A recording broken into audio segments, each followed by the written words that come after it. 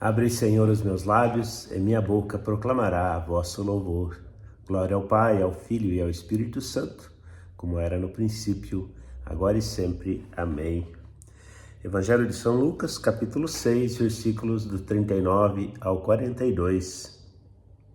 Disse-lhes ainda uma parábola: Pode acaso um cego guiar outro cego?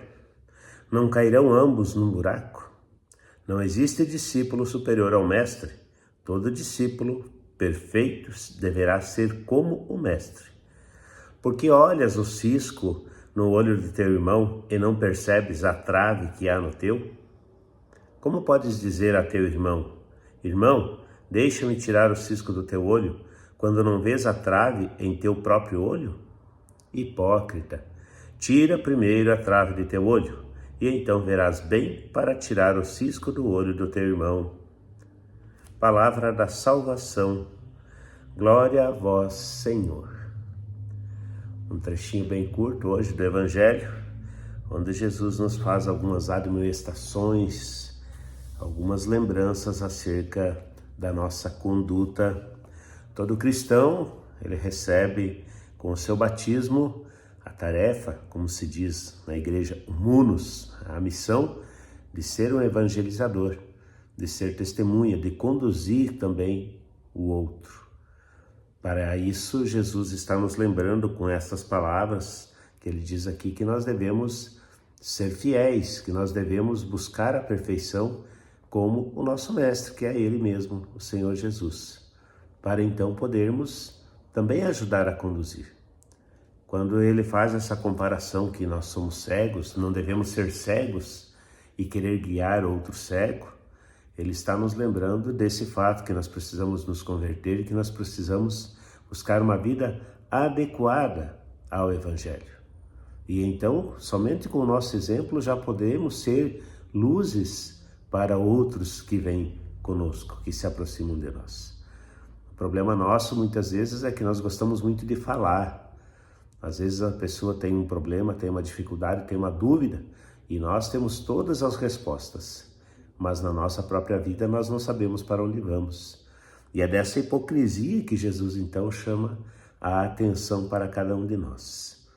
Mas olhando para aquilo que Jesus fala, ele diz: todo discípulo perfeito deverá ser como o mestre, mas jamais será superior ao mestre.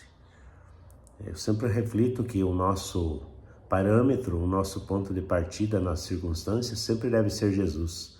Olhar como ele fez, como ele agiu, as suas palavras, a sua sabedoria, as suas escolhas, o seu discernimento, para procurar, então, ali a inspiração de como agir, de como administrar até mesmo os próprios sentimentos nossos em relação às situações que nós passamos, que nós presenciamos, que nós partilhamos, enfim, com os outros.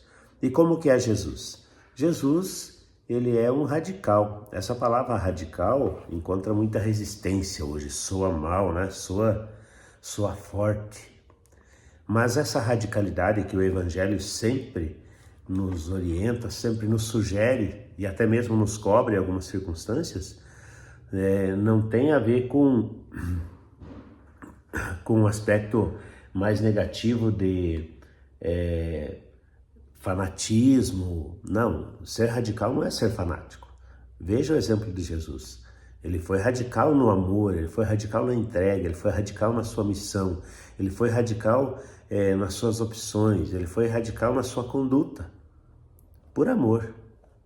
Então, é nesse sentido que nós devemos buscar a santidade, a perfeição, uma vida irrepreensível, a própria paz se busca com o quê? Com radicalidade. O problema desse tempo, do nosso mundo, da nossa vida, muitas vezes é que a gente tenta nos conformar a tudo, né? As coisas de Deus, as coisas do mundo, aos bens que não passam, aquilo que é eterno e aquilo que passa.